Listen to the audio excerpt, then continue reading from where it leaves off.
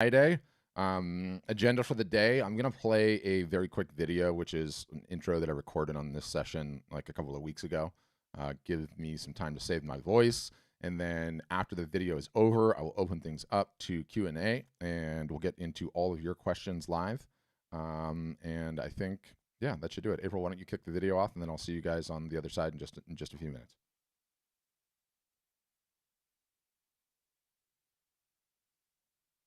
Name's Patrick. Run the marketing department here at Art Storefront's. Been doing that for about 6 years now, and that means I've been working on solving the problem that is how do you sell art or photography by best leveraging marketing and digital marketing in particular. And it's an interesting problem to work on. There's not that many, you know, art marketing agencies, for instance, right? Because it's a very, very hard problem to solve. Selling art and photography is not like selling every other item out there. A lot of tradecraft, a lot of nuance to it. In addition to that, I've been running 3 of these sessions since a little bit before the pandemic. So, year and a couple of months now. I don't believe that there's another human being on the planet that talks to more artists and photographers on a week in, week out basis.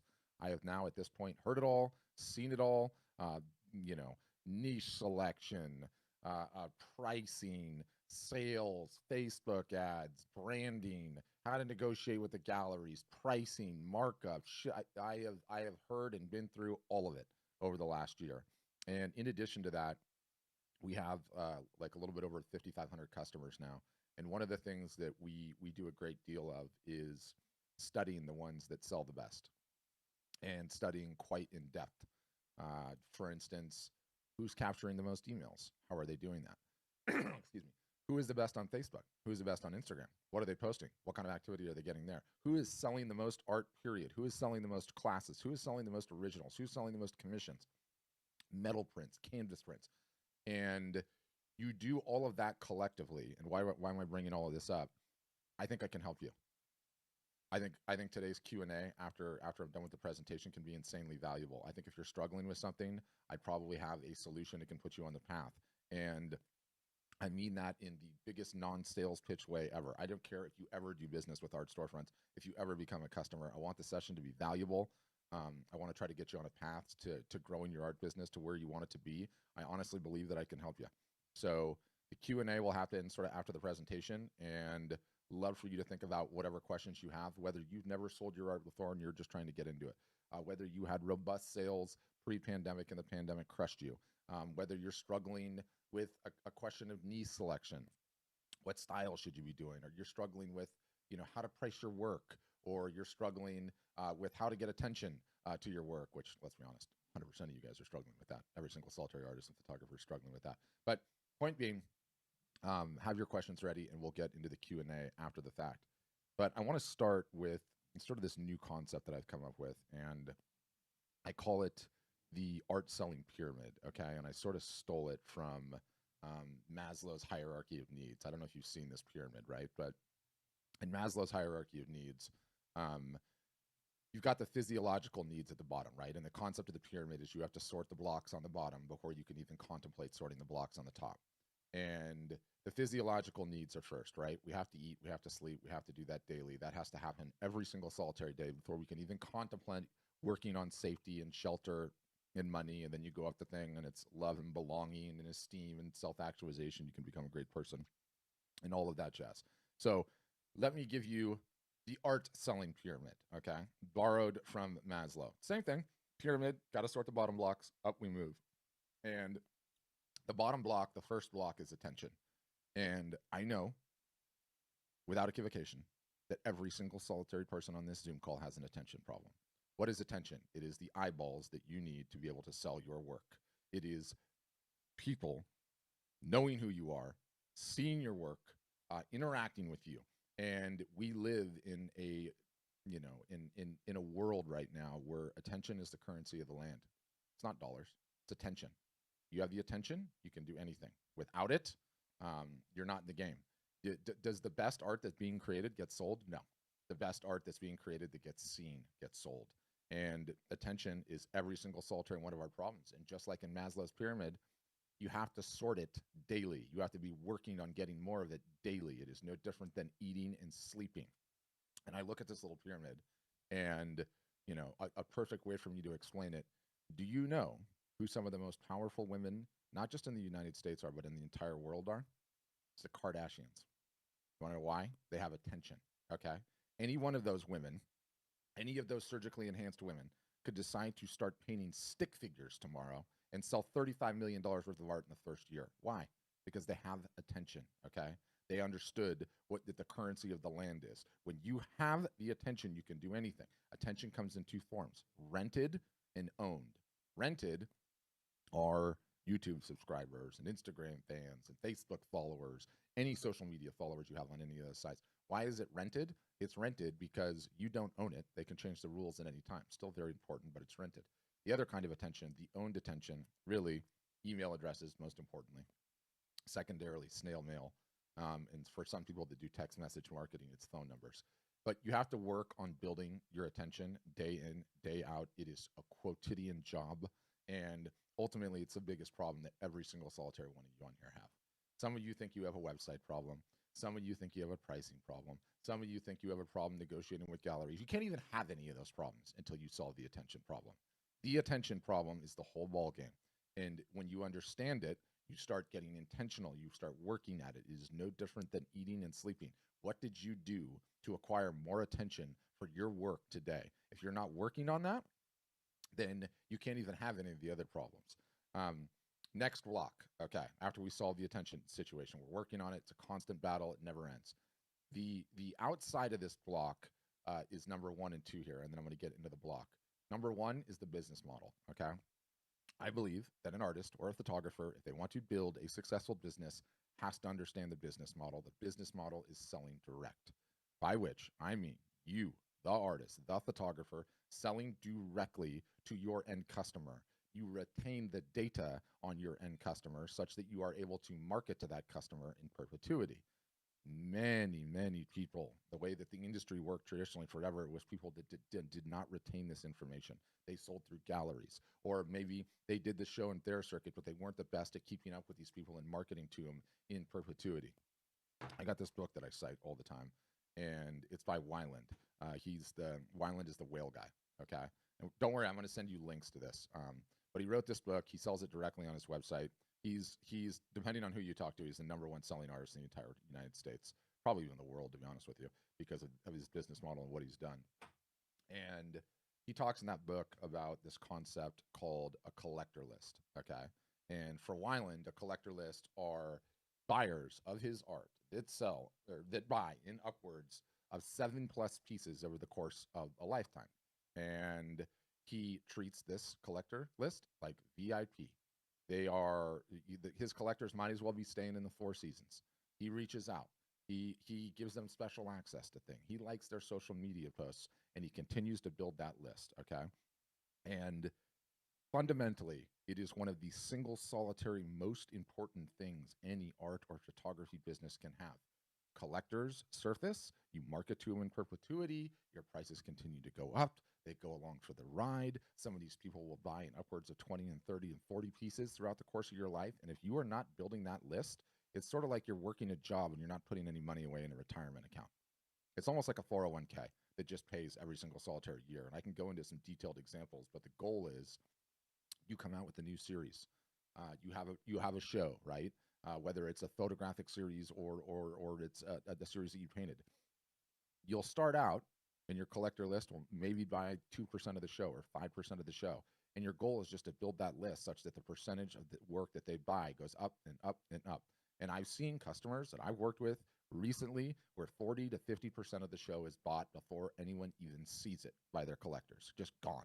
So you created 20 pieces, 10 are gone instantaneously because you have been cultivating a collector list, because you understand the business model. Okay. And it is, I mean, we're going to get into it, but it is so fundamental.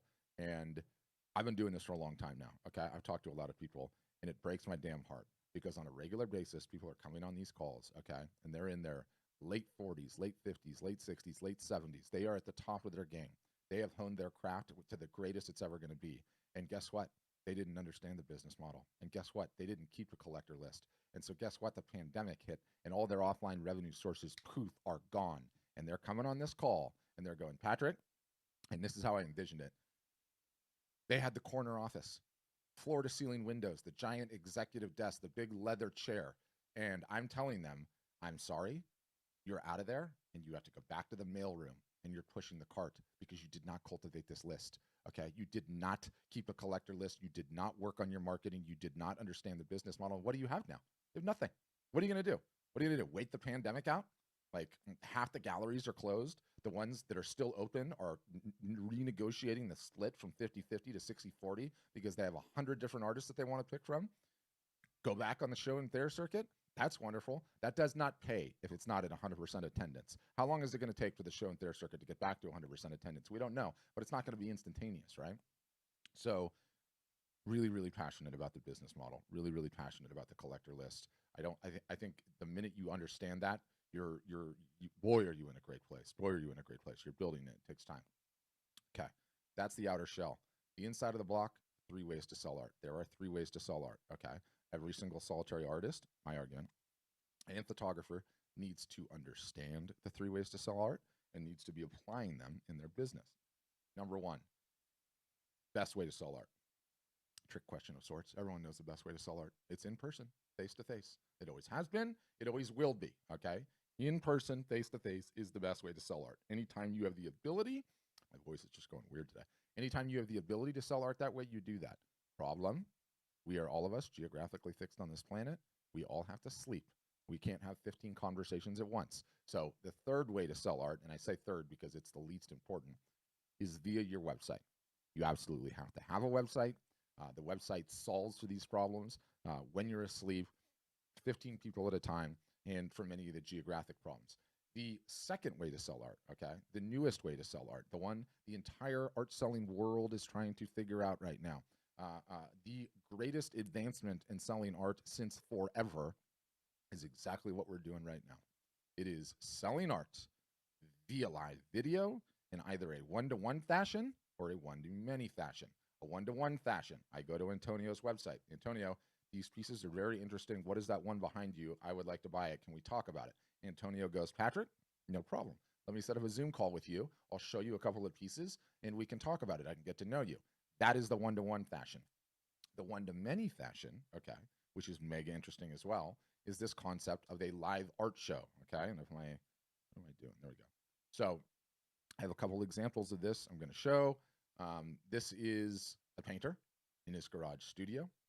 He has some works that he's trying to sell. He is streaming this to Instagram. He is streaming this to Facebook. He's streaming it to YouTube. He is holding the works up. He's talking about them. People can leave comments. They can purchase them. This is one particular type of these sales.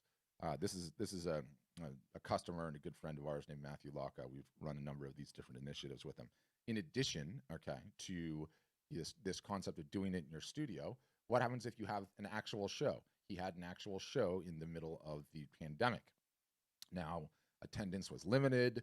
A bunch of people couldn't travel, so the attendance of the show was light. He still sold a bunch of stuff. The day after the show, what do? We turn the cameras on. He grabs a glass of wine, wears this ridiculous sleeveless shirt. I always make fun of him for the sleeveless shirts. I can't help it. I think it's funny. And what is he doing? He's walking through the show, and you notice people are leaving comments. We're highlighting the comments. He's walking through the show. He's explaining each of the pieces, okay? So my point in showing this is the new, and I've got another one here too. I can rattle through so many examples. This is crazy, but this is absolutely the future of selling art. It is the next best way. And when we contemplate, let me mute this, but I'll just give you something to stare at while I rant here. You know, if selling art in person, face to face, is the best way to sell art, then okay, everything that we do digitally tries to get as close as possible to that. Okay, and what would be the ideal way to sell art? Let's just say it's an art gallery that you have that you own in your hometown. Okay, people can come in, they can get to know you, have a conversation, they can buy the art. For all the people that can't geographically do that, the next best way is this via live video. Again, one-to-one or one-to-many, a group show, right? And it's so close to the real thing. It's amazing. You don't have to leave your hometown.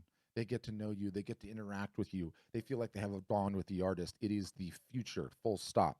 And what's interesting is the entire world is trying to figure this out right now. Okay. The entire art selling world is trying to figure it out.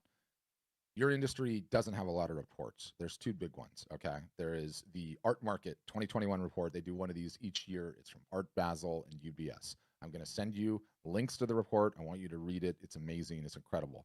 The disclaimer on it is these guys report on the top 1% of the art selling market, right? Like the highest of the high end, the Sotheby's, I always forget the other ones, Sotheby's and I can't remember what the other one is. Anyway, the top auction houses in Christie's, the top auction houses and the top art selling dealers and the top galleries and stuff. But the report is still very, very relevant. Okay. And the link we'll send you, you can download the entire report, which I recommend you do. I think you'll find it really insightful.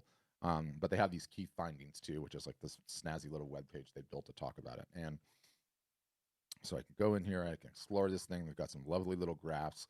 But you read this report, and what they call it, and I'll quote, Chapter 5 looks at the online art market and the rapid evolution in sales in 2021. The chapter shows how the dealer sector shifted sales online in 2020 and the development of online viewing rooms, OVRs. Do you know what online viewing rooms are? A snooty way to talk about a Zoom call, okay? A snooty way to talk about exactly what we are doing right here, right now.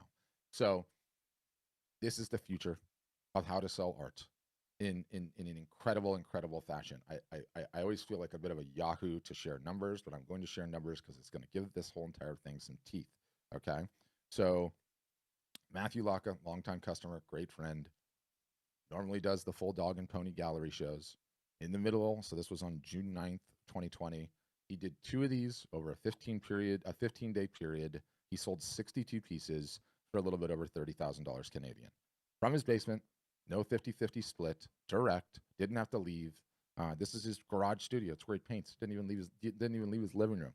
This gal, Meg, also a customer, she was moving studios, legitimately moving studios from one studio to another. This was about a month ago that we ran this. And, you know, just to underscore my collector list, okay?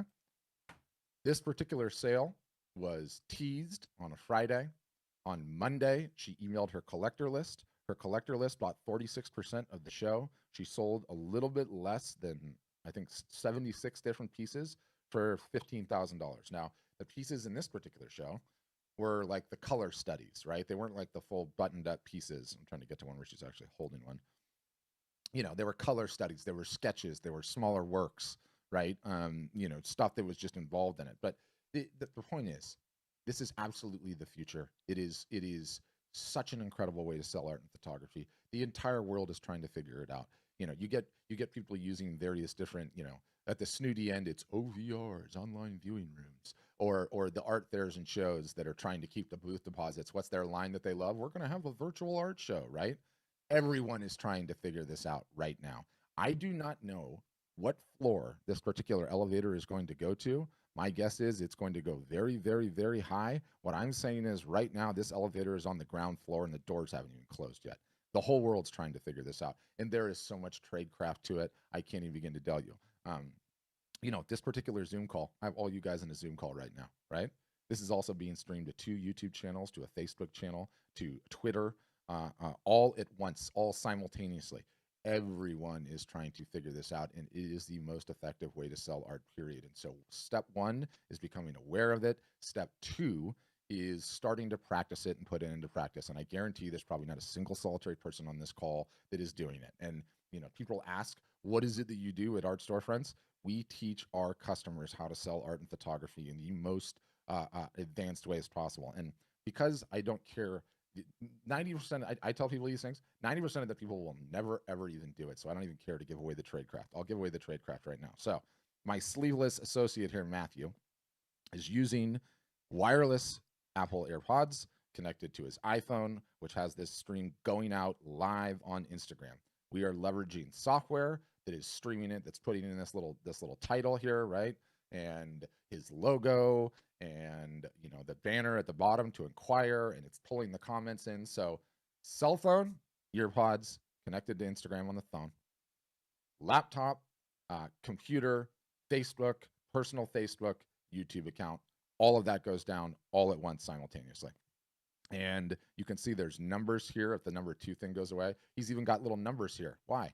because the people on Instagram can't see the graphics that we have on the screen. And so they need to know, okay, was that number 2 or number 3? You can't really see it, but it's like right behind here. There's like a little thing. Yeah, there it is. See, number 5. And we're on number 5. So everyone knows. There's a million little things like that. What is the best combination of the technology? How do you announce it? What do you do during the course? And don't worry, I'm going to send you guys, excuse me, I'm going to send you these shows after the fact so you can watch them and pick up what you like. But this is absolutely the future, you guys, and it is completely changing the game. And you don't need to leave your house, and there are no booth fees, and there's no loading up the car and driving somewhere and staying in some crappy hotel and eating crappy food and then hoping you're going to see an ROI.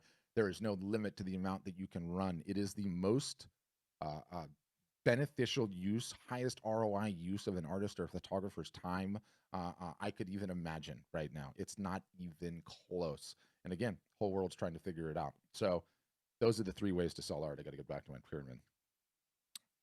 Bear with me.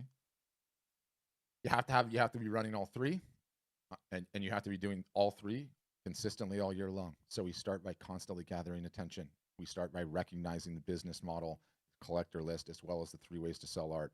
Then we get to the top of the pyramid, which is everything else. What do I mean, everything else? You have a brick and mortar gallery that's working out for you, that's bringing in revenue to your business. Fantastic. We love revenue. I have never met a revenue source I don't like. Keep it going. But it's in addition, okay, not in lieu of working on attention, not in lieu of working on the 3 ways to sell art and building your own collector list. What if it's an online gallery? Maybe it's Saatchi or Fine Art America or Redbubble or Etsy or any of the others.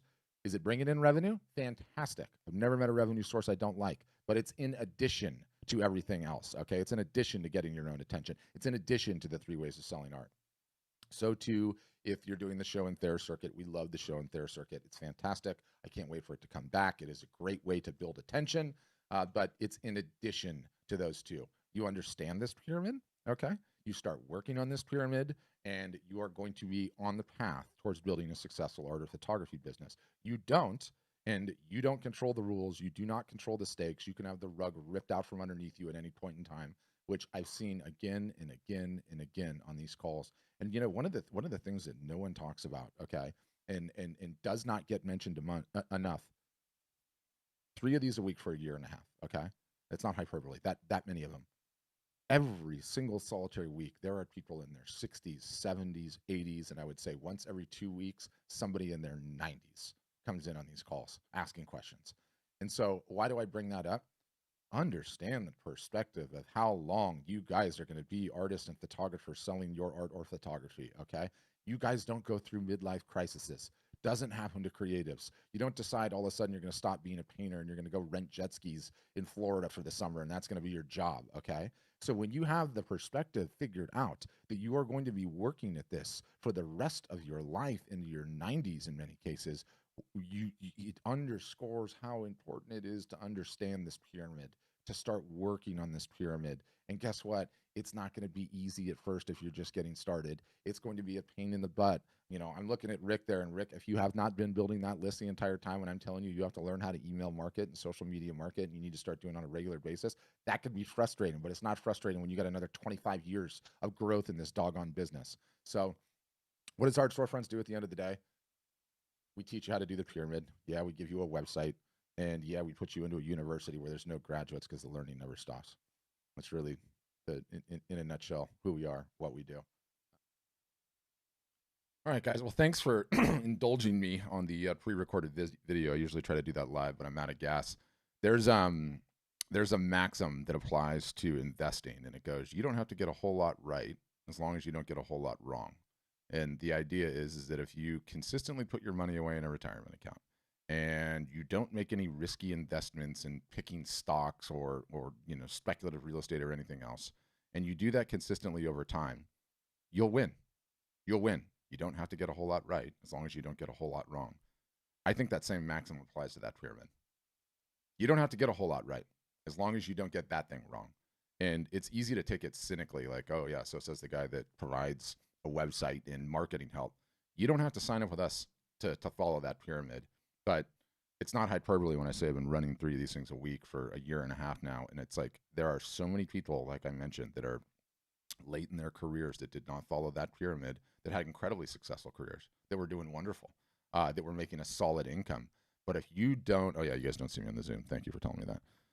I usually don't play the recorded video. If you're not keeping the information on who's purchasing your art and you don't have the ability to market to them again, you are in a terrible spot. I don't know how you make it in this business by doing it that way. It is extremely difficult. And, you know, maybe they don't tell you this in art school, but the easiest customer to get is the one that you already have. It's the one that you already have. It's why the collector list is so fundamentally important to making it in this business. But we can rant about the collector list or the live art shows, which I'm insanely passionate about. Please do ask a question about those if you've got them.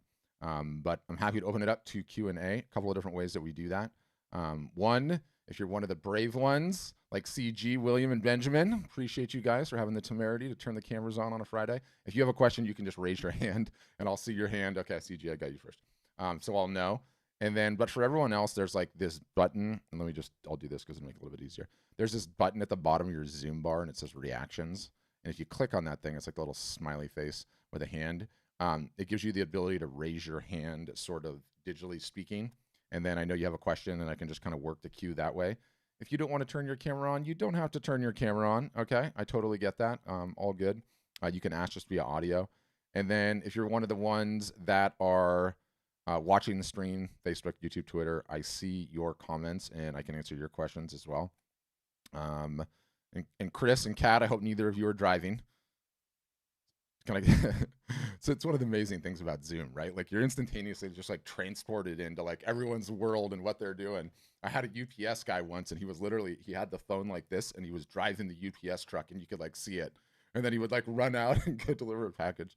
Anyway, all right, so excited to get into the questions. We can talk about literally anything, and you know, I think one of the things that I'll sort of say as a final before we get into it, I've been doing this for a long time. And when I was doing it for a long, you know, in the early days, I was good at digital marketing. I had a passion for it. Things have changed since then. And what's changed since then is we've grown as a company, and we now have 5,700 customers. And I have an entire team dedicated to studying their data. Well, they do other things too, but we study their data, right? Who's selling the most originals? Who's selling the highest priced originals? Who has the highest AOV, average order value? Who's selling the most commissions? Who's selling the most prints? How are they doing that? Where are those sales coming from? Is it coming from their collector list? Is it coming from Facebook? Is it coming from Instagram? Is it coming from any marketing efforts that they're doing? Is it coming from SEO? It's not coming from SEO. So I bring that up to say it's sort of like I live in the hometown that every artist and photographer in the world lives in, and I work at the bank, and I can see their bank balances, right? Like it gives me the ability to call BS on so many of the nonsensical things that you guys hear out there about what's working or what you need to do or what you can't do. And I like see that, and I am instantaneously like, that is the biggest load of BS I've ever heard. Show me the freaking data that you have that says that, right? Because you guys there's so much nonsense that goes on in this industry about pricing and discounts and niche selection and media types and average order value and starting price points and all of the rest of it. And in SEO, God, Pinterest annoys the hell out of me. I've never seen anyone turn an ROI out of Pinterest, of doing anything on Pinterest. If you're on Pinterest and you're trying to market on Pinterest, that is a hobby for you. I hope you enjoy it. I love Pinterest. It's a visually stunning thing to be on, but it's not going to help you sell your art. So I can make some judgment calls like that I feel like other people can't. And I'd be more than happy to do so on anything that you think that you might be working on, that you think could be working, that you think's a good idea, but you're like, is it? I don't know. So anyway, done with my rant. It's way better when I play the pre-recorded thing. I feel like I'm all fired up rather than out of gas. So CJ, you're up first. And you'll have to unmute, CJ. I'll let you know when you get it. Yep, gotcha. Hi. Hi. Thank you. Can you hear me okay? Yeah, I sure can. Thank you for taking my call question. That's my pleasure. So I've been looking at your company for a while, and there's several questions that I have. Yes. And some of it is my own concern. I have been very shy of digital, of global marketing. I'm one of these people that, cafe lifestyle and life seem to flow. Welcome to COVID. And there we go. Yeah. Okay. So that being the case, the artist has to come out of hiding. Yes. And I liked what you were saying about Matthew, and I don't know if you've got that as a written form, all of the different things that he's done, but that would be really helpful. Now, for the majority, so I would, if you could put a link to that or send that out, that would be great, because you were talking about how he was hitting all different platforms simultaneously and how each one was coming across. Yep. So that's number one. Number two is I've had a meltdown with my technology where I may have lost 20 years of career in terms of images or anything else. Okay, that's terrifying. Just Yeah, let's just stop there because I'm a huge nerd. What have you done with the hard drive? Where is it? they're trying to recover.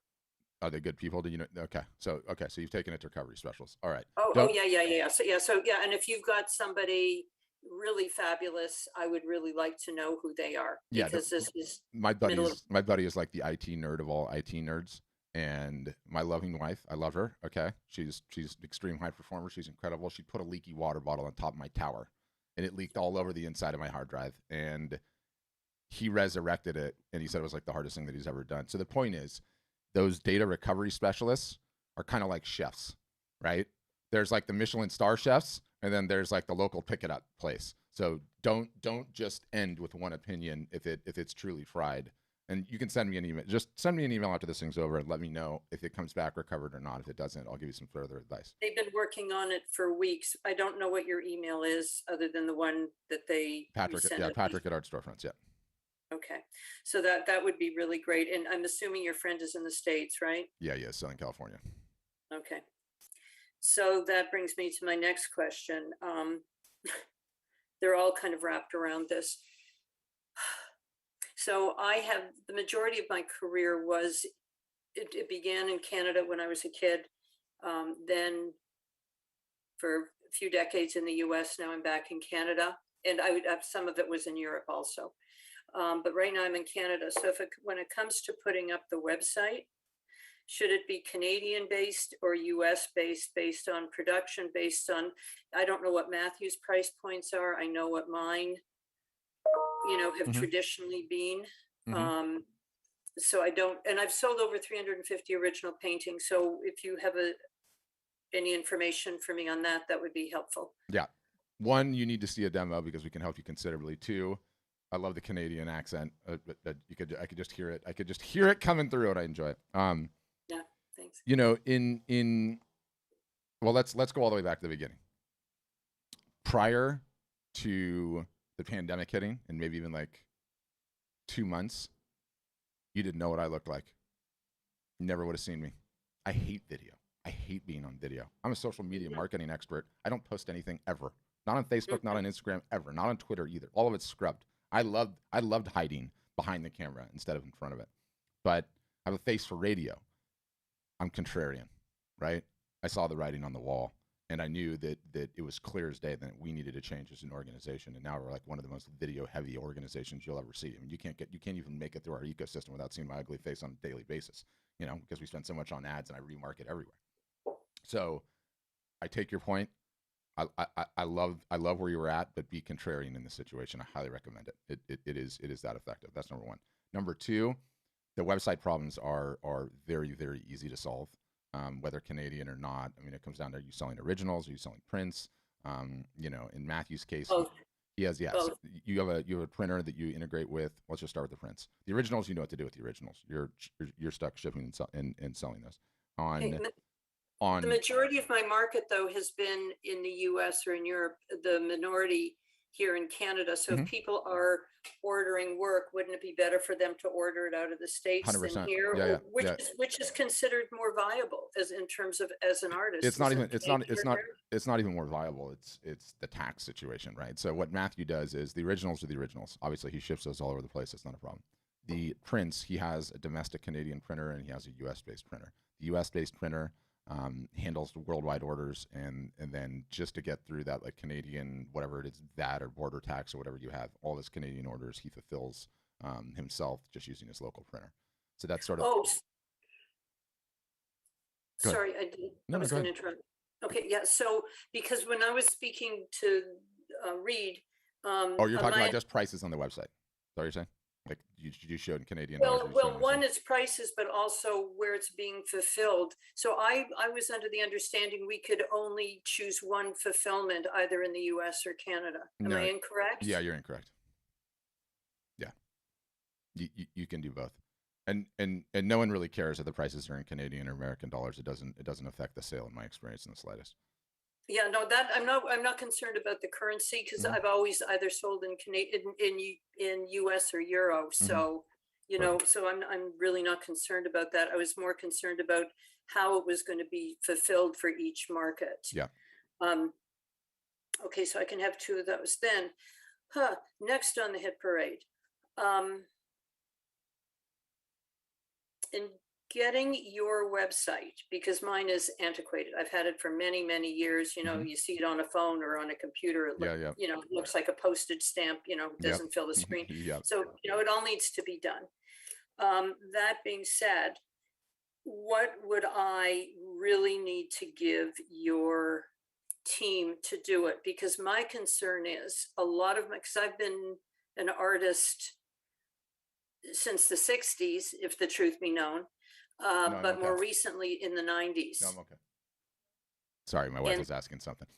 no, it's okay. Keep And going. things were being photographed on 4x5 transparencies or 35 mil. Mhm.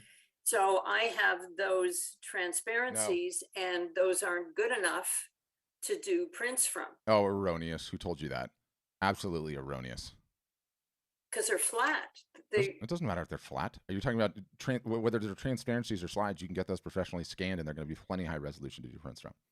Really. Yes. I mean, like I'm sure whoever took the photos back then, it was a really nice camera too, because that's how it was back in the day. And I'm sure you're fine. I don't know who told you that. That's completely erroneous. Okay, so do you know who I would use in Canada for that or in the Um, States for that? no, but I know where you could get started. Okay. Google. Yeah, I know, Yeah, but yeah. yeah, I try to go from experience who has experience with a There's particular like the vendor. way the whole scanning world has worked is sort of like the way the printing world has worked, and like the giant operations have gobbled up all the small ones. And so what I would do is I would Google it and see the ones that are running ads at the top. They're the ones that are making the most money. They're the biggest operations. Send them a small batch first, make sure it's okay, and then send the rest. I'm going to tell you something.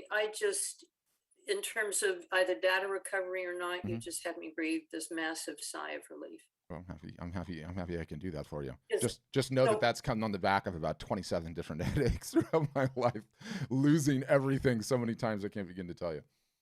so the thing is, what do I need to get? And I've seen the sheet Mm-hmm. of what I need to give your people in terms of either TIFF or JPEG or whatever the other one is. Yeah, that's non-issue. It's super easy. But what You drag to and drop the transmit it, I image. have to buy the website first before I can upload it, correct? Correct. Okay, so if I need somebody on my end Mm-hmm. to color correct stuff before I upload it to your website, do you know the best way for me to transmit it to them because they're not where I am? I'm in a tiny town right now. Yeah, it's a non-issue. We have this private group that we call Facebook. It's just a private Facebook group, and everyone shares all their individual contractors for everything in there. So that you're not gonna have a problem at all. Have you filled out a demo form or no? Yeah, because I've met with Reed. I've spoken with Reed a couple of times. Got it. Got it. So, I'm just, kicking my butt out of the door at this point Yeah, yeah. and making sure that, because what I don't want to do is sign up and get it and not be able to do anything with it for weeks at a shot. Yep. Yep. Yep. Totally understand all that. We can help you. Don't worry. I'll have Reed contact you, and he's got answers to some of those questions too. Okay, because he sent me that list, but do you personally know the best way to upload something? And I actually prefer not the cloud. As they say, I'm phobic. I don't like everybody knowing everything about me. Do you know Yeah, what I mean? for sure. You know, but we're in a different era, and I need to keep my. Yeah, this is a no-brainer. Like the way that our system works is you upload the image, our system runs the algorithm, and it tells you how big you can go with that particular image, and then you have to make the decision. Okay, do I need a higher resolution image or not? Can we all Right. No, JPEG? but that's not my question. How do I get it before I send it to you to If it's on your a computer. photographer to color correct? Oh. So you're saying you have the images and you need them color corrected. After they get color corrected, how do you get them up into the system? I would just pay the person that's doing the color correction to do it. Hey, when you get these 40 done and you sign off on them, upload them to the website. Takes like No, literally. but that's it. I can't see them because he's got no way to get it to me. I'm asking, how do I get it from him to me or me to him? That you're gonna have to work out with him. I mean, assuming you're going to have to give him the images. They'll send them back to you color corrected. You put them back into the computer. You look at them that way. I don't know. I mean, it's not a big of an issue as you think it is, right? Like, you know, Okay. you could just as easily upload everything that you have right now as is, and then, you know, order some sample prints and see how your color is. It might totally be fine. Okay. Yeah. And then my last question is with NFTs. Yeah. Where are we with that in your company and the whole shebang? Because it's pretty wild what's going on out there. It is indeed wild. NFTs, for those not in the know, non-fungible tokens. I'm a huge crypto nerd. I buy it on a weekly basis. CEO, same thing. We love it. We're studying it closely. It is an expansion of the art market currently, but the flaw in it all is it's like gold rush days, right? And everyone hears about these figures. And it's like, ooh, I got to get into an NFT. Ooh, I got to get going on an NFT. Yeah, and April just put a video in the chat. The CEO and I recorded, sort of giving our thoughts on what the NFT market looks like. We're excited. We're studying it. But guess what? Turns out if you have a marketing problem and you go and you try to sell NFTs, you're not going to sell any, right?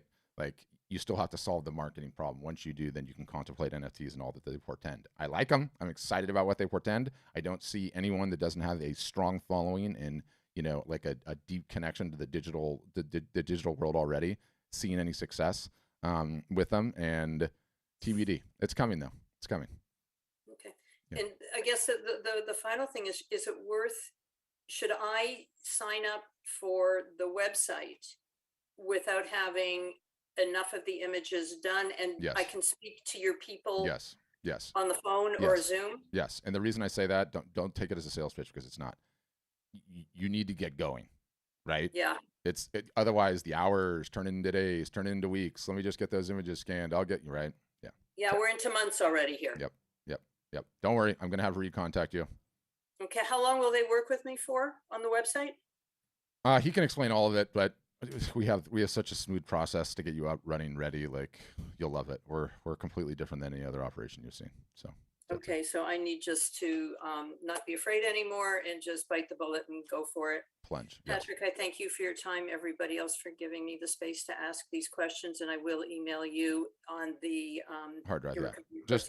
Just email me. Thanks, CJ. Just email me after the results and let me know what you've recovered or not recovered, and then send me the invoice from the people that did it, because that'll give me some insight into what they used. Okay, next up is going to go Chris, and then we're going to get to Karen, and then I'll get to your questions in the chat too. Deborah, go ahead, Chris. Hey, thank you for your time. I appreciate it. That's my pleasure. What I'm looking for is, I have photos that are in hotels. I've got people that want them. I do not have a gallery. I am 365 days a year on the road touring the country shooting.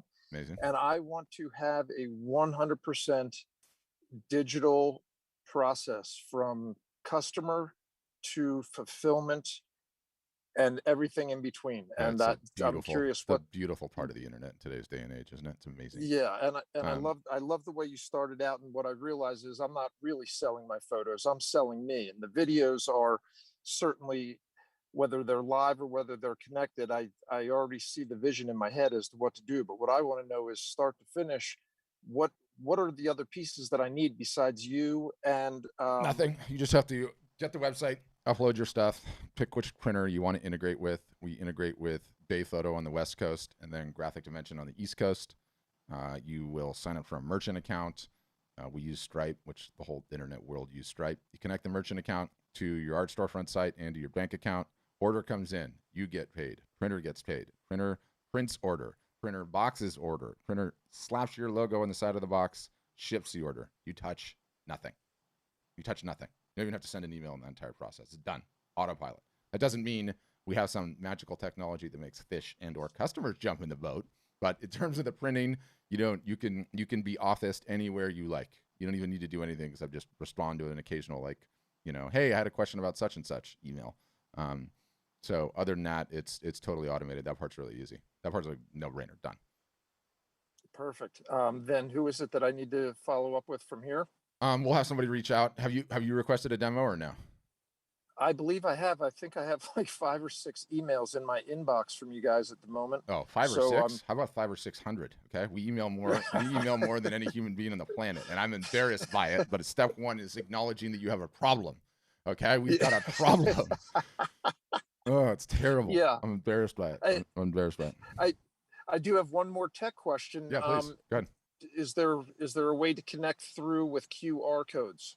Oh yeah, absolutely. We had that technology for like 4 years, but you know what's amazing?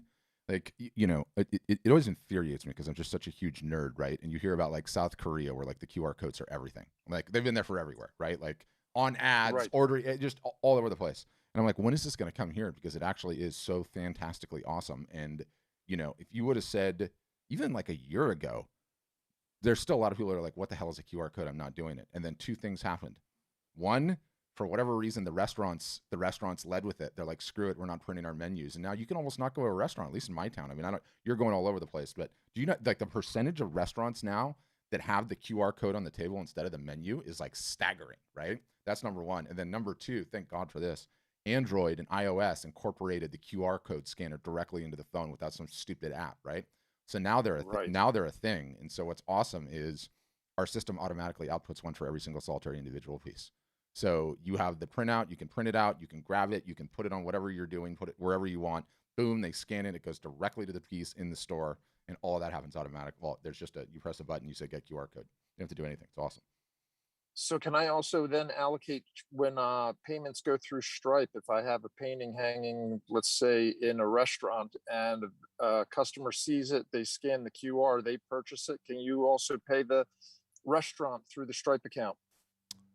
You could do it. It's probably easier to just send them a PayPal or send them a Venmo afterwards, right? Okay. That's Yep. probably the easiest thing. I mean, yeah, all of which you could still do by your cell phone. I mean, sort of like, the dream, right? And I'm sitting here looking at you. Aside from the packed up car, like most interesting man in the world here, right? Like traveling in the U.S., like going wherever he wants, like working from all these places, and that used to be total bullshit. Like you couldn't get away with it, and now you legitimately can. You can legitimately do it, and you can legitimately sell art worldwide. And Yeah. I go like, so that example. My buddy CJ was commenting on him, Matthew Locke, because I talked to him yesterday. After like he had that basement sale, and don't get me wrong, the guy's been at it for a while. He's really, really good. He's got 50,000 followers on Instagram. No, he's got 25,000 followers on Instagram, 10,000 on Facebook. After that show is over, that he sold the 60 pieces, he had to ship multiple pieces in Canada. He had to ship multiple pieces into the United States. He had to ship 2 to Mexico, 1 to Central America, 4 to Europe, 1 to Asia. I think that was it. But I bring that up to say, what a pain in the ass that was for him, because that's a lot of local shipping that he had to do. But two, you guys have the possibility of having like a truly international business in today's day and age, which is insane. And for you, a photographer, where you don't have to deal with the originals, like both Bay Photo and Graphic Dimension do over $35 million a year in print business. And so when you do volume at that level, like the UPS and DHL and FedEx rates are so insanely low, like you can legitimately ship anywhere in the world and it doesn't matter. It doesn't matter. Right. It doesn't matter. And the other dirty little secret, and I get in trouble when I say this, but when you are one of these outfits that's doing $30 million a year, guess what happens when there's a problem? People jump. No. Hey, I had a problem. Something got damaged. Something got banged up. What would you normally have to do? Take pictures of it. Send it back to me. Here's a return box. Yeah. But they're doing so much money. They're just like, nope, don't care. That's great. Donate that one to charity. New one's on its way. Boom. You don't even do anything. You have to do anything.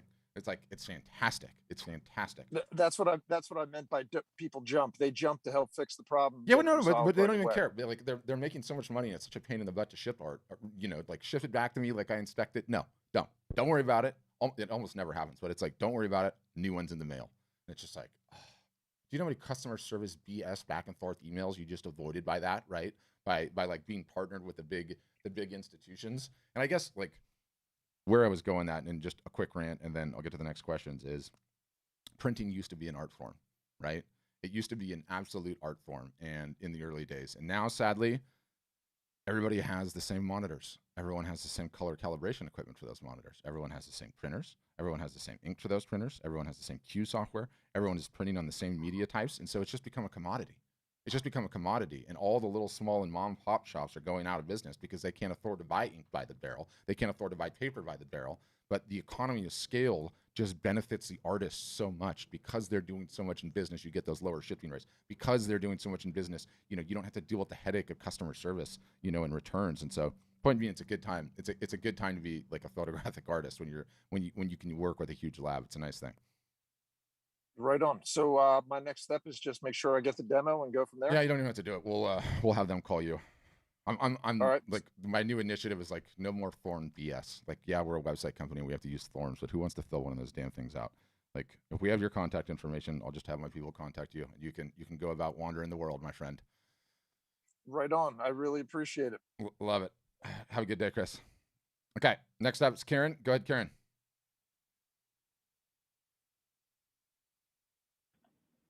Gotcha, Can Karen. you hear me? I sure can. Okay. Good afternoon. I am brand new to looking at selling art and had all kind of questions. Well, let's definitely start at the very listening. beginning, because this is the most important one. Have you, Karen, sold your art to people not named? Mom, dad, best friend, close relative? Yes, and won several awards in local art shows and so Boom, forth. boom. So the like, when you're just getting started, sort of the framework that you need to occupy is, will my art sell to strangers? Yes or no? And if the answer is yes, then you go from having an art validation problem, i.e., does the market want what I have, to a marketing problem. So now you just have a marketing problem, Karen, like the rest of us. Welcome to the club. Absolutely. So, yes, I do struggle with what to price for sure. Because you don't want to undercut and you don't want to be outrageous. And so, is there a set standard that people use to go by size, or how does that work? Yeah, so there's price. The pricing is a complicated one, right? Like, one, it is a mortal fear for a lot of artists to charge what they're worth. It's a mortal fear for a lot of artists to raise their prices. I would go as far to say, like, there are some customers where I've logged into their website in the middle of the night and just raised all the prices myself because they're so terrified to do it. That's number one. So I don't know if you fall into that bucket or not. Number two, fundamentally, an artist or photographer needs to understand how much art will sell as a result of sales, okay? Running sales, running promotions, every single solitary business does it. It is how artwork moves, okay? And sometimes I get some pushback on discounting, by the way. The only two brands that I'm aware of that don't discount are Louis Vuitton and Tiffany's. That's it. Everyone else runs sales. So get over it. You're going to be running sales. So we sort of recommend, as a general rule of thumb, a 250% markup. So whatever the piece, whatever, like, you know, let's say they're prints. It's easier for prints. Originals, it's sort of more arbitrary. But on the prints, we mark them up 250% because if we're going to have you run a sale where it's going to be 10 or 15 or 20% off, we don't want that eating too hard into your margins, right? But practically speaking, like, if it's just originals, if the work is moving, raise prices. If it's not, then you either have a marketing problem or a pricing problem. But the beautiful thing about prices is it's a reversible decision. You can have one price today and another price tomorrow. No one's going to know. No one's even going to call you out on it. So don't get hung up on it. Set one. If it sells and it continues to sell, you got to raise your prices. If it doesn't, then get into a negotiation. Oh, you like this piece? Wonderful. It's $1,000. $1,000 too expensive for you? Well, what are you willing to pay for it? And then shut up and see what they say. And those are some good tricks to help get to the understanding of price. Okay. Next question would be, do you recommend a certain amount of art before you jump out there and create a website? One piece. One piece. Yes. And it's the same thing I said to CG, because what you guys do, and by you guys, you know how many times I've done this before in my life? I can't even begin to tell you. Okay. I'm old. I've got the licks for it. I will just get started when. Okay. Let's just play the little game that I like to call I'll just get started when. I'll just get started when I have 15 pieces ready to go. I'll just get started when I have all my artwork photographed. I'll just get started when I've made 10 sales. I'll just get started when, my original collection body of work, whatever it is. The point is that you don't ever get started. You don't ever get started. Like, CJ's nodding. The days turn into weeks, turn into months. How's that art business coming? You haven't done anything. You haven't taken a single solitary step forward, right? So you have to get started. Like, the marketing is the only problem you have is marketing, right? And I would go as far to say, like, you get started on the marketing and you're at it for 6 months and you're not selling anything. Well, guess what? You got to try a new subject material because the market's told you that one doesn't work. But guess what? You got one hell of a huge head start, because do you know what the old you would have done? I'll just get started when I have 10 pieces ready to go, and a year goes by. The other you takes the 2 pieces and starts marketing for a year and nobody wants it. All of a sudden, you've now realized, before you painted the 10 pieces, that the 2 pieces that you were working on is a style that no one wants. So you have to try something new, right? And that's called pivoting. And artists do that all the time. No one ever talks about that. You know what my favorite stat is? Pablo Picasso, upon his death, and coincidentally, he had like weird things about death, so he like refused to talk about it or work on a will. So apparently this was hell for his child and illegitimate child. 45,000 pieces of unsold work in his inventory, Pablo Picasso, when he died. That's a guy that could have signed a piece of Kleenex and it would have sold for $100,000 at the end of his life. 45,000 pieces. What do you think he was doing? Trying things, experimenting. And guess what? Some of them fell flat on their face. He didn't care. He tried a new one because he's like, okay, if this isn't going to work, I got to go another direction and try something new. So yes, one is enough. Get started. And by the way, don't take it as a sales pitch. Like, it's impossible for me not to like be cynical of myself because it's like, oh yeah, great, the guy's selling the websites, like telling me to get started with one piece. It doesn't have to be with us. It doesn't have to be with us, but don't delude yourself into thinking that you can't market the products and get it in front of people and actually get the feedback is the most important thing, not the number of pieces. Awesome. Well, that answered my question. Thank you. Wonderful, Karen. It's my pleasure. I have way more energy as a result of not doing that whole presentation up front. I think that's a good thing. Yeah. So somebody was asking me, and if anyone else has questions in here, you can certainly raise your hand, and I'll answer the Facebook and Instagram one. Somebody asked online, and who was it? It was Ross. Can a niche be too small? And yes, 100% a niche can be too small, but the only way you can answer it is like, what level of income can a niche produce? And is that enough for you, right? You sort of have to decide. But sometimes smaller niches can produce like really, really well because they are diehard focused fans, right? You would be blown away at some of the niches that I've seen in our customer base. I mean, some wild, wild, wild stuff.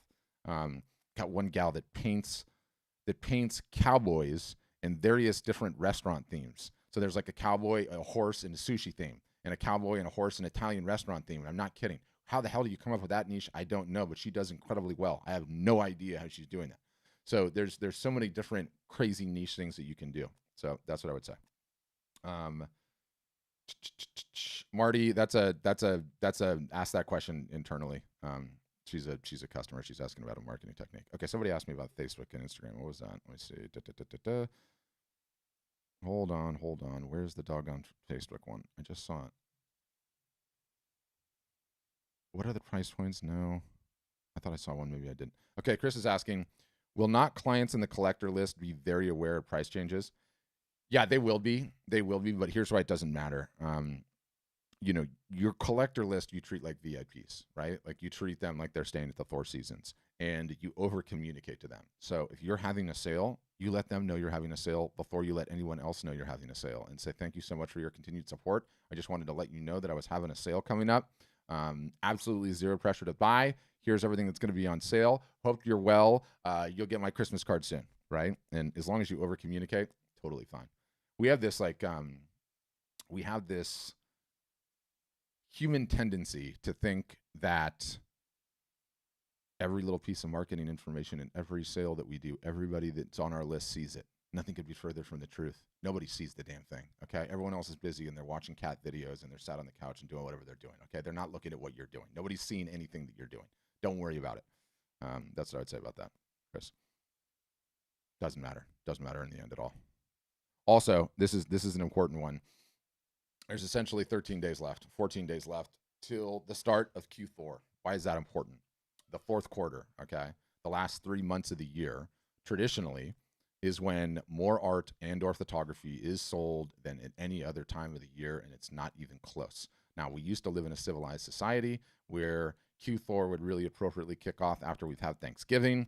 I don't know if Canadians celebrate Thanksgiving, CJ. I think you guys do, but it's like not the same time. But anyway, in the States, we go and have Thanksgiving with our families, okay? The day after, Black Friday would start, and that would kick off the holiday buying frenzy. And that's when I was growing up. I remember that. And then what happened? Somebody decided to invent Cyber Monday out of thin air, okay? I don't know whose idea that was, but they did it, and now it's Black Friday to Cyber Monday. And then another thing happened. The doggone Chinese came up with this thing called Singles Day, okay? And they made this holiday up out of thin air, and it is now the single solitary biggest e-commerce day in the world. Not even day, it's like a week now. They call it Singles Day. It's 11/11. And they made that holiday up out of thin air.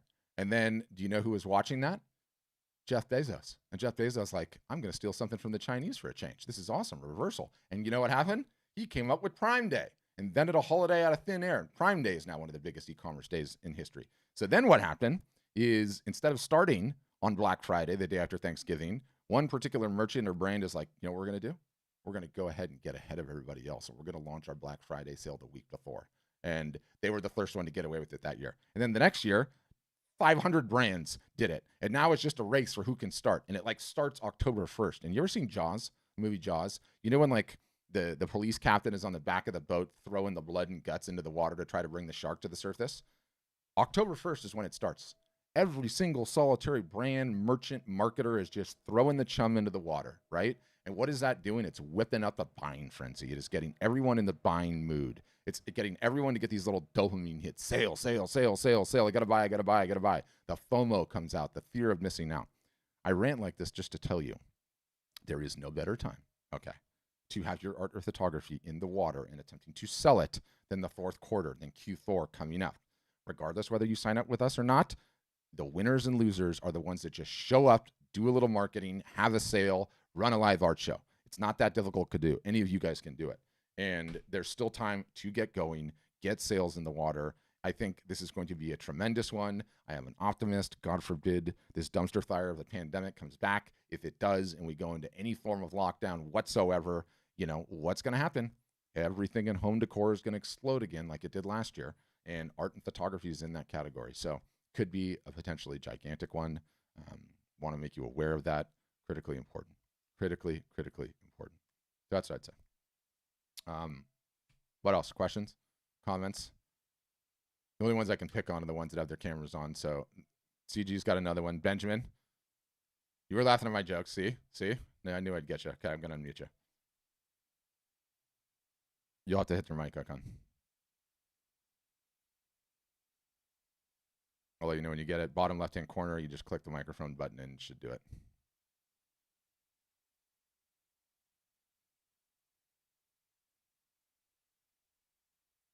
No way we're getting stuck on this. We'll get it. We want to unmute you one more time, see if that does it. And basically, Benjamin, all you have to do is just click the mic icon. It's like a button click, and it should be in the bottom left-hand corner. Yep, gotcha. See? Okay. By the way, I love your online presence. I think you're a total badass, and you're like the Gary Vee of photography to me. So thank you. I love it. By the way, I definitely follow him. That guy's just insane. Yeah. Absolutely amazing. So anyway, and I'm basically sold on your company, and you know, I've been failing as a art photographer for many years because of all the reasons that you already know. Yep. And your service, it feels like it was really literally designed to solve all my problems. So yep. I really appreciate what you guys do, and I think really you're top notch at it. But and you know, my tech savvy is just one of the things that's been derailing me for many years. But yeah.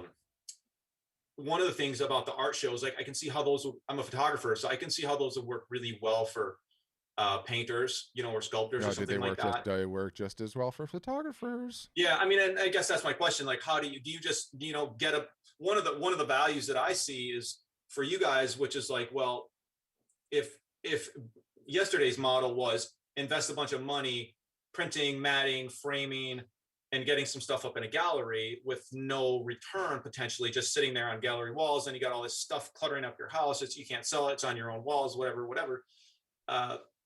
So are you literally printing your own stuff? You bet your ass. You better believe it. You better believe it. And guess what? Yeah.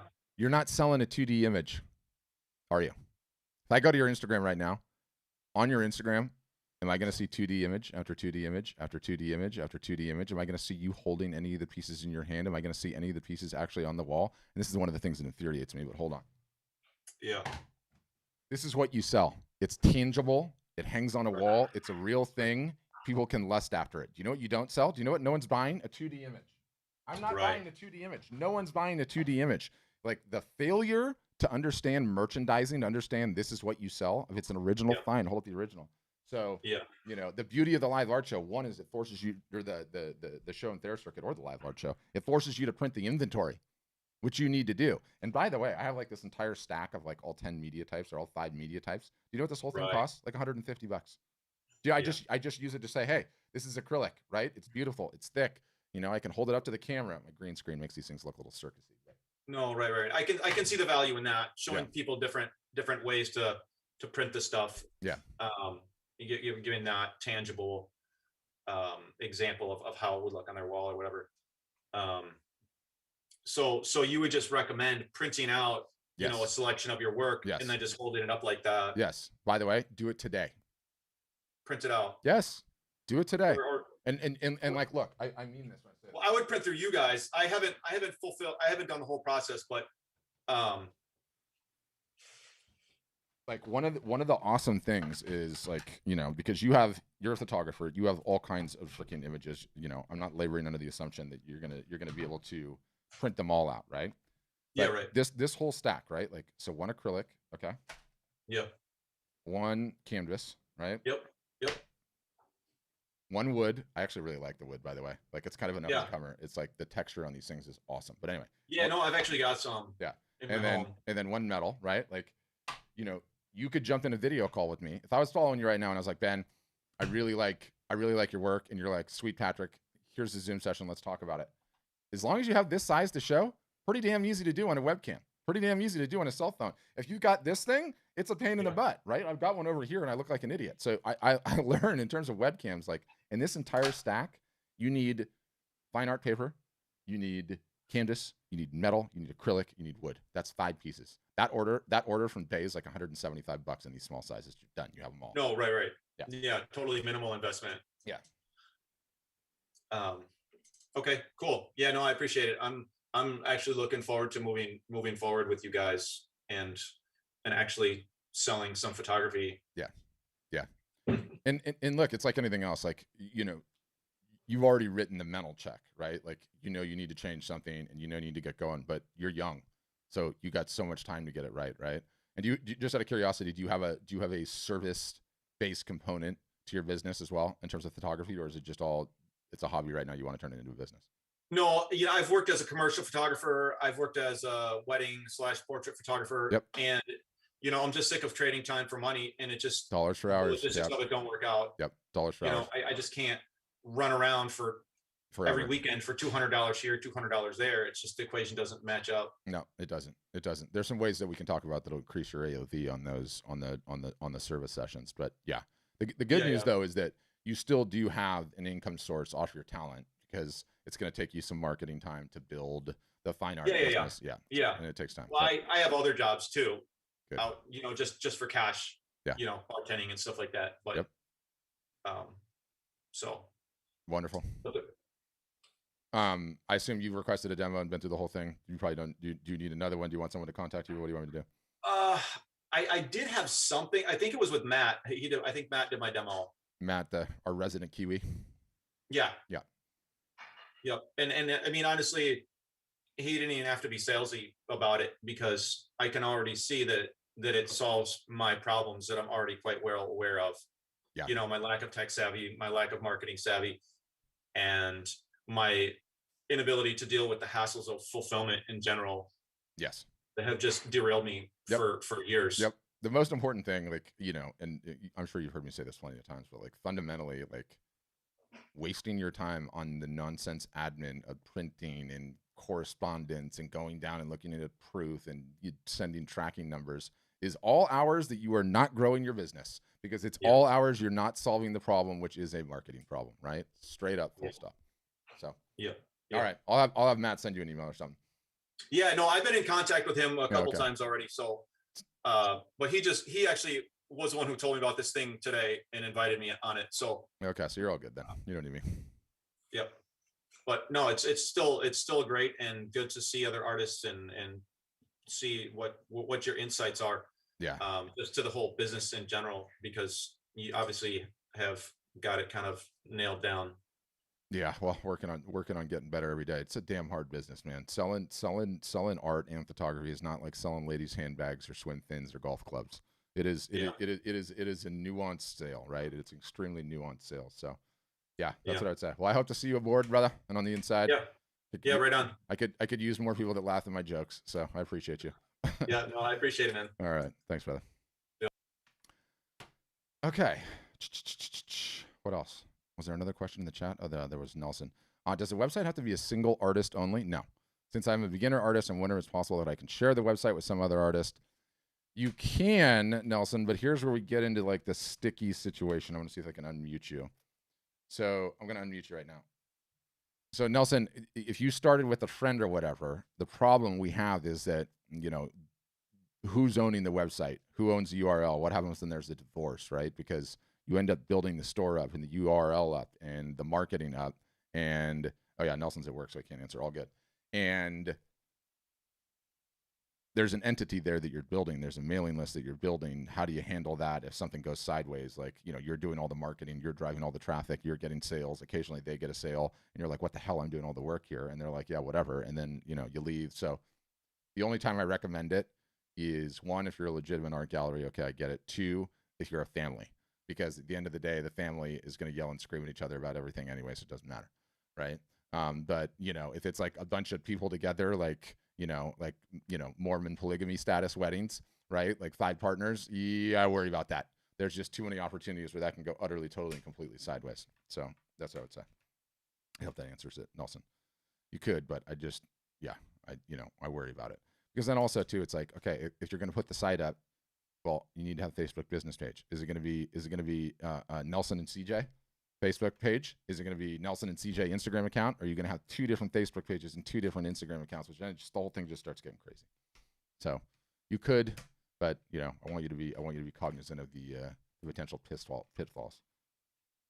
That's what I would say. Awesome. That answered it. Wonderful. Oh, I love that comment. I will take all kinds of flattery. I'm happy to have found your channel. I've been listening to your videos for the last 3 hours while working. Well, that's wonderful. Glad somebody is.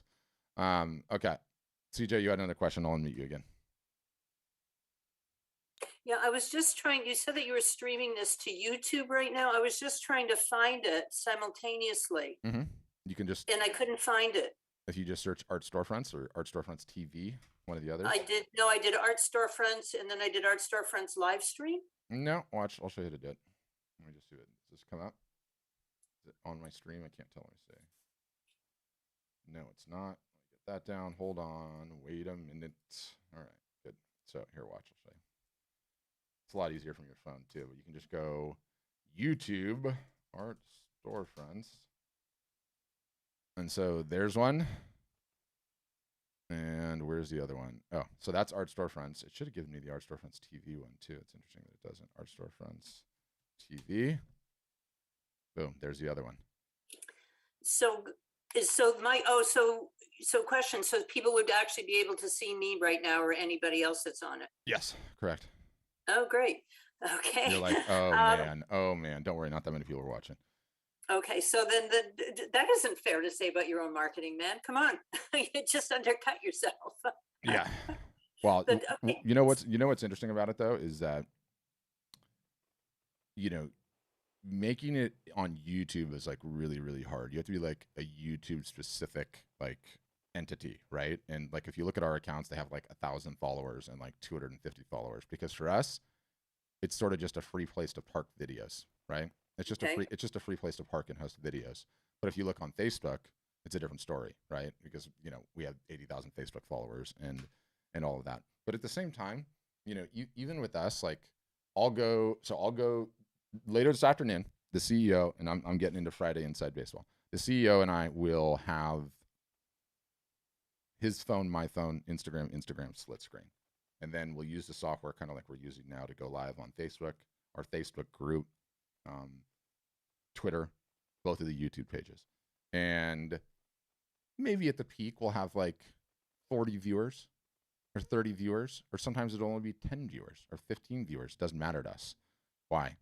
Because we are creating content, okay, that we are going to use in our marketing purposes after the fact. The fact that we take it live just presents this opportunity to get more ROI out of content that we would have created anyway. And there's another little abstraction about this, and I love this. Why artists should be running live art shows. Why artists should be going live and doing live video more often. If you think of your art business as an art gallery, and it's a store in the mall, okay? So CJ, your art business is a store in the mall. And if the doors to your store in the mall are open, what ends up happening? Why do people go to malls? Because you have the opportunity to capitalize on serendipity. And what's serendipity? I'm going to meet a friend for lunch in the food court, and I see something that catches my eye, and I walk into your store. You didn't have that customer otherwise. I'm going to return some shoes at Neiman Marcus or Brooks Brothers or wherever the heck I bought them, Topsiders, Sperry, whatever. And then all of a sudden I walk by your store, I see the doors are open, and I come in, right? So that serendipity exists only because your store is open. Well, guess what? The mall is Facebook, and the mall is Instagram, and the mall is YouTube, and the mall is Twitter. And at the mall, instead of going to return a pair of shoes, they're there to watch a cat video, or they're there to read a political tweet and scream and yell and be angry at people, or they're there to, see what their friends are doing that night, or they're there to catch up on baby pictures. And because you had a live broadcast at that particular moment, you've exposed yourself to the serendipity of them potentially walking into your store and having a conversation. And let me tell you, it goes down to say, and let me preface this by saying, you could never call bullshit on me because I practice what I preach. We run like 50 live broadcasts a week. Our premise, our abstraction is exactly that mall and the serendipity of that mall. And it almost goes to the idea is like, we will probably be live 9 to 5 as a business, maybe even longer, through all of the various different things and all the various different channels. And you can be doing whatever you're doing, and you can randomly be on the internet in that particular moment. And guess what? Our doors are open. You can come right in. You can talk to somebody. You can interact with them, right? So when you're an artist, when you're a photographer, when you go live, right? When you expose yourself in that fashion, because obviously I hate it, you hate it, people come in, they start asking questions, right? Like, look, let me just show you. I don't have any idea who Jarek is, but he's asking me to look at his Instagram and tell me what he thinks, right? And I could potentially do that in a screen share, or crock it back. Maybe I wouldn't have caught him, right? And these are the people that were just walking through the mall, CJ. They were just walking through the mall, and as a result of me being live right now, they came in and we might be having a conversation. They came in and they might be getting exposed to me and my brand and my ideas. You ain't doing that in the coffee shop. You ain't doing that in the cafe, not at scale, right? Not at scale. So I've got here with me, and there's a huge body of work in storage, but I've got here with me on premises, probably 20 works on paper that are 24 by 18 that are originals, probably a few little small canvases, probably a few huge things on paper, and maybe a couple of little postcard size things. So this has, been created over a period of years or from different periods. So that's actually enough to get on and do a live broadcast. Oh, you better believe it. I want you to do one today. This afternoon. I want you to do one this afternoon. But I need a working website to do it. No, you absolutely do not. You absolutely do not. Do you have one of these? You don't have to answer. It's a rhetorical question. I know you do. Okay, you do. Yeah. You have a social following on one of the two networks, Facebook and or Instagram. I don't care if it's 0 people, nothing. I have no Facebook phone. Okay, fine. Well, start an Instagram account this afternoon. Send me an email. I will follow you, and I will watch your live art show and your mother, because let's be honest, that mom support us on everything. We will watch it, and then after the fact, you can email it to everyone you know. There you go. There's the effective nature of it. So what am I to do again? I'm to start an Instagram. You're gonna go and pick up 3 or 4 pieces out of your little cache or your stash, right? Like 5 if you like. You're gonna get your thumb. You're going to have your significant other hold it, or you're going to lean it up against the wall or do whatever. You're going to go live after you start the Instagram account. After you're done making that video, Instagram will give you the ability to save it. Okay. No one's going to watch it live. Doesn't matter. I don't care. Talk about the side pieces. Talk about the fact you're having a flash sale. Talk about the fact that the sale ends Sunday. Somebody challenged you to do this and you wanted to do it. You thought it'd be fun. And you're sick of the COVID. And by the way, Brian just said he'll follow you too. You now have 2 followers. You know how followers are built? CJ, hey, 1 follower at a time, my dear. 1 follower at a time. Run that thing today, and then email that to everyone on your list. That's it. See what happens. Okay, so I do a flash sale on Insta. Yep. Can I pre-record it and then post it? It's just easier just to do it live. No one's going to be watching anyway. You don't have any followers except for Brian and I and your mom. Okay, and Brian's going to have, neither of you are going to have any idea how to know it's me, though, because Patrick, I can email. Yes, I will email Brian. I have Brian's email. Brian, you and I are watching the show. Brian's in. I can feel like he's in. So there you go. And what is Brian's last name, just so I have it? Powers. Thank you. So that you got 2 followers. There you go. Boom. Oh my God, folks. Thank you. Yeah. Reed is going to be thrilled. Yeah. Reed is going to be thrilled because I've been Yeah. That literally at the end of the day, like, there you go. Brian just put his Thanks, email in there. Brian. You can get it. Do you know what we are at the end of the day? Art Store Friends. We're just a trainer. That's it. We're just a trainer, right? Like, Chris said he would follow you too. Now you've got 3. Now look what happens, CJ. When I say we're a trainer, like, I give away the store a lot on like a lot of these marketing techniques, tactics. And I give away the store because it's no different than a trainer posting his entire workout online. No one's going to do the workout. You're not going to do the workout. And even if you do the workout, you're going to quit halfway through because it's too hard, right? So what happens when you hire a trainer? The trainer pokes you and prods you and holds you accountable and yells at you and times you, right? Yes. And you paid money to the trainer. So you're like, I'm not lighting that money on fire, right? So that's what we are. That's what you need. Like, you need to be held accountable. You need to be screamed and yelled at. And I'm serious. I will carry you kicking and screaming across the line, CJ. It's what we do for a living. Thank you, because I really needed that. I'm literally You're not the pouring only sweat one right now. I know. I'm It's awesome. It's awesome. All right. So you got Chris, Brian, and I. We want to see the live art show this weekend. okay. Oh my God. April, get Chris. Just tell me you're okay with this because I don't want to do it. I mean, who am I kidding? I'm the biggest email abuser in the lower 48. Okay. We're going to get there. Okay. So April, write an email to Brian, to Chris, get CJ's email, and put us all on it together with a CC and say, CJ, send us your Instagram handle. We want to see the show. That's it. Okay. Wait a minute, I need to get Chris's thing again because I It's didn't right there. see it. It's right there. He gave you 2 of them. So now you have like 4 emails. So this Let is me getting go in the real, chat. CJ. This is getting real. Okay, I'm doing a screen print. Hold on, you have no idea. I'm just cleaning my pores with the amount of liquid that's pouring out of my See? skin And right now. this is a bunch of liquid that will not happen when you press record on the thing because it's already gone. We're making progress right now.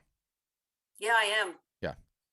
April, confirm you have all the emails. Just copy all of those, and we will literally put all of us on that email. I'm going to keep you accountable. Brian is going to keep you accountable, and so is Chris. Oh my God, thank you, everybody. I cannot begin to thank you. I've got an iPad that I can record it on. Done. That's about it. Done. Have to stick it in a window or Exactly. something. Figure out a way to do Exactly. But it's got to be this weekend. it. Okay. I'm having a flash sale. Yep. If you want to do a flash sale, do a flash sale. But just Okay. say, if you're just going to record it and then you're going to email it to your list after the fact, that's totally fine. It doesn't even need to be live because no one's going to watch it anyway, and live anyway. And if you're going to send it on Saturday, say it starts today, ends Monday at midnight. Thought it would be fun. Have a great day. Have a great weekend. Love you, CJ. Done. Breathe. Nose, mouth, record. You got this. Okay, because I used to act, so I'm okay. Oh, I'm not worried about you. Other people. I'm not worried about you. The coiffed hair, this whole blouse number, you're good to go. Shirt number, you're good to go. You got this. Okay. All right, this is gonna be awesome. And then Chris and I and Brian will flood you with positive feedback the moment it's done because you're gonna be. God bless you guys. God bless you guys. Because you're gonna have to do 1,000 of them. You're gonna have to do 1,000 of them. Okay. We all are. That's just how it goes. We all are. All right. Okay. Well, this has totally been a fun Friday. I feel like we tried some new things. We got CJ under the microscope now. She's gonna do great. I can't wait to see it.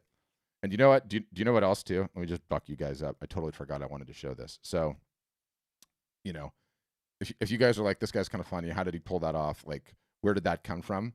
Do you think CJ is the only one that's completely terrified of running a live art show? No. I've got 5,500 customers, okay?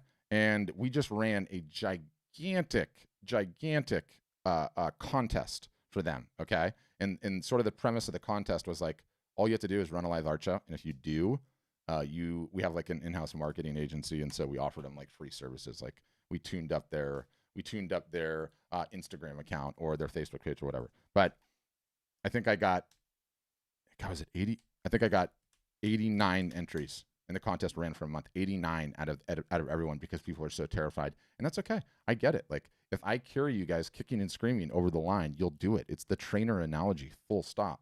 So let me just these are all posts from our Facebook group, okay? And the deal was run your live art show, post it on this one post in our Facebook group. No different than the ambush CJ just got, right? Here's Here's the link to my lives. And for, I should say, pretty much 100% of these people, it's the first time. Maybe like 1 or 2 not.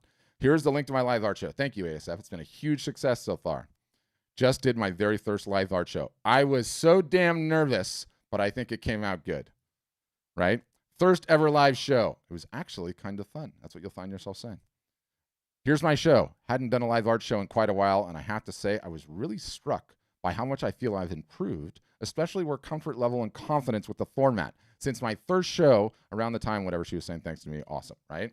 Here's a link to my art. No, this is a duplicate. What is that doing?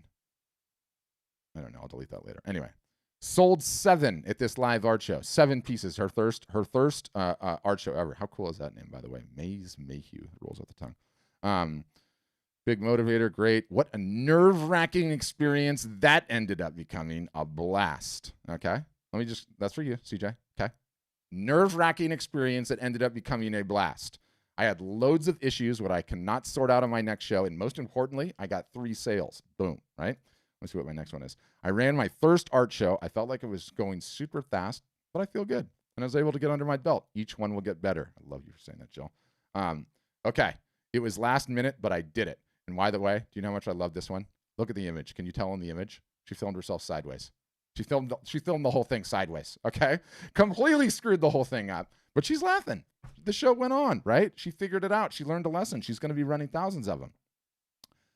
Thanks for getting shipped it. This guy's name's Magic. Did my live art show on Saturday night. I had a great time with the new playbook. Playbooks are these things that we provide for our customers. It's basically like step-by-step education on how to do things. The playbook and pre-sale working in tandem in a live person show. 9 pieces sold this weekend. Boom. Well, I went live today for this first time with the live art show. Phew, glad I did it, but it was a little nerve-wracking, although I hope I didn't show too much. Time for a glass of wine. You earned it. Love this new opportunity. So, I mean, I've got a whole bunch of these. I wanted to just sort of show them to buck you up. Like, you know, everyone is terrified. Like, I get it. Like, you're terrified of video. Everyone is terrified of video. Everyone is terrified of video. They hate it. You just got to get on with it. You have to be contrarian. The world has changed. This is the way the world is now. And, you know, we all got to rise up to meet it. That's it. So that's what I got. I think we peaked. I don't think we can beat that. So awesome. Everyone I said we would contact, I'll contact. After this thing's over, sometime later, we'll send you an email. That'll be email 3,575 of the year. It will have a webpage with this video, and then all the links, whatever I mentioned, some of the links to the shows so you can watch if you like. And then what else? I'm trying to think what else. I think that's it. We are having a sale, ends at the end of the month. You can still get live before Q4. So, you know, now's the time. Now is the time if there was ever a time. And now's the time, like, please do something for this Q4. You guys, please do something. It's not hyperbole. More art is sold in the 4th quarter than at any other time all year long. Now is the time to take a shot, to do something differently than all the years previous, okay? Get your art up any which way you can and attempt to have a sale. Super fun session, though. I really had a blast with that, you guys. Have great weekends, all. CJ, I will see you shortly via the interwebs. And, yeah.